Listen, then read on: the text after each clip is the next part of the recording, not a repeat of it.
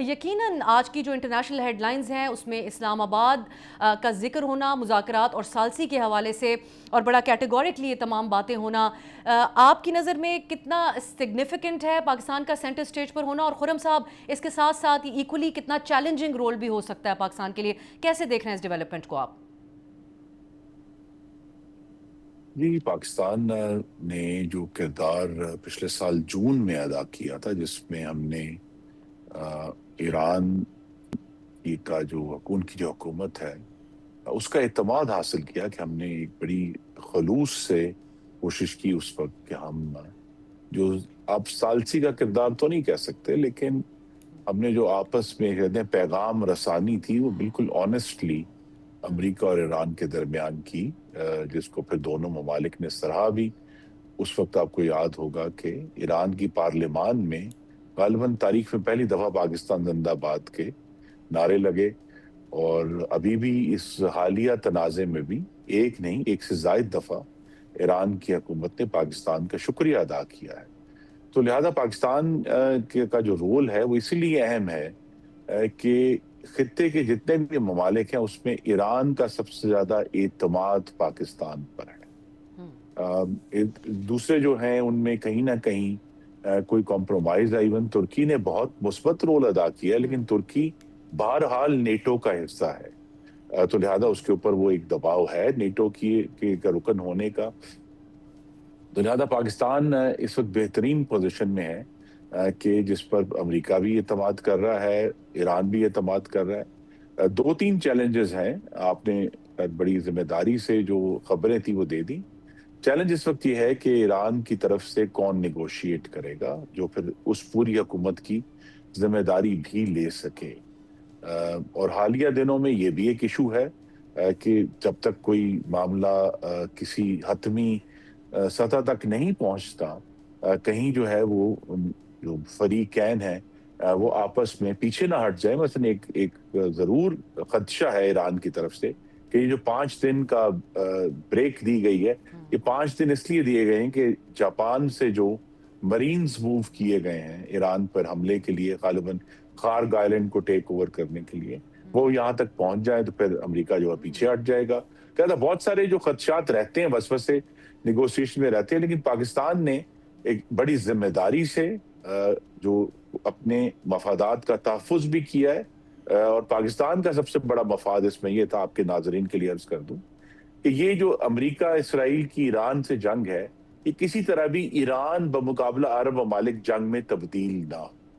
اور یہ ہماری مستقل کوشش رہی ہے۔ ہم تمام اپنے جو برادر عرب ممالک ہیں ان کے ساتھ بھی رابطے میں ہیں کہ جنگ اس طرف نہ ہٹے، اس کا جو موومنٹ ہے وہ ایران ورسز یونائٹڈ اسٹیٹس یا ایران ورسز اسرائیل ہی رہے۔ لیکن یہاں جو اس پوری جو نیگوسیشن ہے، اس میں بہرحال اسرائیل ایک سائے کی طرح اس نیگوسیشن کے اوپر رہے گا، کالے سائے کی طرح، کیونکہ ایران کی یہ جو سب سے جو خدشہ ہے وہ یہ بھی ہے کہ اس وقت ایک سیز فائر ہو جاتا ہے، جنگ بندی ہو جاتی ہے، نیگوسیشنز بھی ہو جاتی ہیں، لیکن 6 مہینے بعد اسرائیل پھر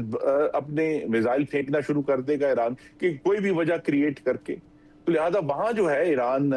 کی کوئی یہ کوشش ہوگی کہ امریکہ سے اس قسم کی گارنٹی لی جائے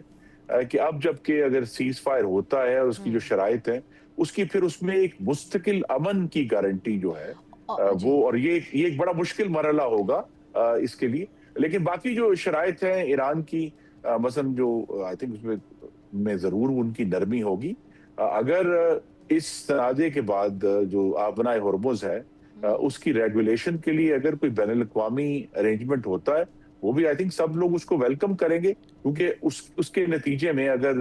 ایک پریڈکٹیبلٹی آتی ہے اور سٹیبلٹی آتی ہے اسٹریٹ آف ہرمز میں، جہاں سے 20% تیل اور 20% گیس جو ہے اوریجنیٹ کرتی ہے، تو سب ممالک اس کو خوش آمدید کہیں گے۔ خرم صاحب، اسلام آباد اگر مذاکرات کا مرکز بنتا ہے تو اس کی کیا اہمیت ہوگی؟ آپ نے کہا کہ پاکستان کے اوپر کلیکٹیولی دونوں ممالک کا اعتماد کا ایک تعلق ہے، سو اس رول کے اندر پاکستان فٹ آتا ہے۔ ہم نے بھارت کی بھی جو سفارتی پوزیشن دیکھی دونوں ممالک کے ساتھ، انہوں نے بھی اس کو بیلنس کرنے کی کوشش کی ہے۔ بھارت کیسے دیکھے گا پاکستان کو مذاکرات کا مرکز بنتے ہوئے؟ اس کی کیا اہمیت ہوگی؟ جی، وہ کہتے ہیں کہ اگر کوئی ہمسایہ مشکل میں ہو، چاہے وہ دشمن ہو، تو پھر بڑا بول نہیں بولنا چاہیے، لہٰذا میں نہیں بولوں گا۔ لیکن پچھلے 1 سال سے جب سے مارکہ حق میں پاکستان نے ہندوستان کو شکست دی ہے، ہندوستان کی جو تمام بین الاقوامی اسٹریٹجی تھی، ڈپلومیٹک اسٹریٹجی، وہ کہتے ہیں اسٹریٹجک آٹونومی، اس کا جو ہے وہ چیچڑے ہو کر وہ فرش پر پڑی ہے۔ ان کا یہ خیال تھا کہ ان کے پاس لیوے ہے کہ وہ بیک وقت امریکہ کے ساتھ بھی تعلق رکھیں گے اور ایران سے تیل بھی خریدیں گے۔ امریکہ نے اس پہ بھی ان کو چیلنج کیا اور پھر ان کو مجبور کیا، اس طرح رشیا سے تیل کے اوپر مجبور کیا، چلیں بعد میں ریلیکسیشن بھی ہو گئی۔ لیکن بار بار جو ہے یہ بات واضح ہو گئی کہ وہ جو لمحہ ہوتا ہے، جو آنا ہوتا ہے کسی ریلیشن شپ میں، کہ بھی آپ کو چوز کرنا پڑے گا، آپ کس کو چوز کرتے ہیں۔ تو ہندوستان کی جو خارجہ پالیسی ہے،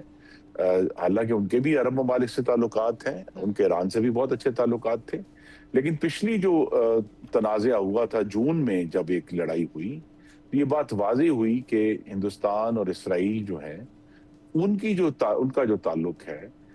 وہ ترجیح لے گیا ہندوستان ایران کے اوپر۔ تو لہذا وہاں بھی ہندوستان کو بہت بڑا سیٹ بیک ہوا ہے، ایران میں بھی اور عرب ممالک میں بھی۔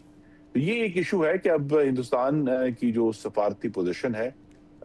بہت عرصے کے بعد ہم کہہ سکتے ہیں کہ وہ اتنی دگرگوں اور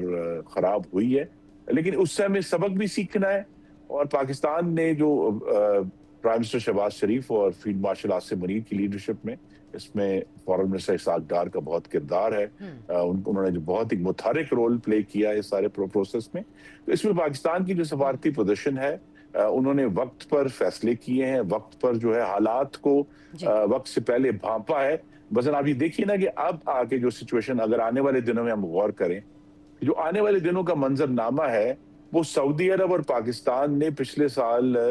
جون جولائی میں ہی بھانپ لیا تھا، جب انہوں نے آپس میں باہمی دفاع کا معاہدہ کر لیا۔ یہی سچویشن تھی کہ جب صرف قطر پہ صرف ایک میزائل آیا تھا ایران کا، اور سعودی عرب کو یہ اندازہ ہو گیا کہ کسی بھی سچویشن میں سعودی عرب کو ایک اور سیکیورٹی پارٹنر کی ضرورت ہے، اور انہوں نے پاکستان سے معاہدہ کیا۔ اب یہ ضرورت جو ہے یہ تمام عرب ممالک کو آنے والے دنوں میں محسوس ہوگی، کیونکہ اس کے بعد جو اگر جنگ بندی ہو بھی جاتی ہے، عرب ممالک کو یہ اندازہ ہو گیا کہ امریکہ اب ان کی حفاظت کے لیے یا تحفظ کے لیے نہیں آئے گا۔ خرم صاحب، ایران کا ایک مرکزی مطالبہ جو سامنے آ رہا ہے وہ یہ ہے کہ مشرق وسطیٰ سے امریکی فوجی اڈوں کا خاتمہ کیا جائے۔ آپ سمجھتے ہیں کہ اگر یہ مذاکرات شروع ہوتے ہیں تو یہ ایک ٹاکنگ پوائنٹ اس کے اندر ہو سکتا ہے، یا اس کو ایڈریس نہیں کیا جائے گا، اور اس پہ پاکستان کی کیا پوزیشن ہونی چاہیے؟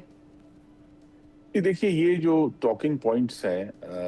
ہماری پہلے تو بات یہ ہے کہ سفارتکاری کا تقاضا یہ ہے کہ ہم دونوں ممالک کے ٹاکنگ پوائنٹس کے اوپر کوئی پوزیشن نہیں لیں گے، اور نہ ہی ہمیں لینی چاہیے، یہ محتاط سفارتکاری۔ تو لہذا دونوں ہم ایک، جسے انگریزی میں کہتے ہیں آنےسٹ بروکر کا کردار ادا کرنا ہے، ایک مخلص اور ٹروتھفل یعنی سچ بولنے والے جو آپ بروکر ہیں اس کا کردار ادا کرنا۔ تو ہم نے پوزیشن نہیں لینی، دونوں ممالک نیگوشیٹ کریں گے، ہم ان کو اگر فیصلہ ہوتا ہے اسلام آباد کا تو ان کو پرووائڈ بھی کریں گے تمام فیسلٹیز، لیکن ایک اخلاص سے کوشش کریں گے۔ اور جیسا میں نے کہا، پاکستان کا مفاد اس سارے تنازع میں ہائیسٹ یہی ہے، نمبر 1 ایک یہ کہ ایران اور عرب ممالک کی جنگ نہ ہو، اور دوسرا آف کورس کہ ابنائے ہرمز سے جو تیل اور گیس کی فراہمی ہے وہ اب ایک سموتھلی اور یقینی لحاظ سے چلے، تاکہ پاکستان کی جو معیشت ہے اس پر اثر نہ ہو۔ لیکن پاکستان نے کوئی پوزیشن نہیں لینی اس کے اوپر، پاکستان نے صرف ایک باہمی جو گفتگو کروانے والے کا کردار ادا کرنا ہے، جو کہ پھر آپ دیکھیں گی اور انشاءاللہ پاکستان کی اہمیت دنیا میں بڑھے گی، کہ یہ جو کردار ہے یہ آنے والے سالوں میں بھی انتہائی اہم ثابت ہوگا۔ سبسکرائب کریں اور بیل دبائیں تاکہ کوئی خبر رہ نہ جائے۔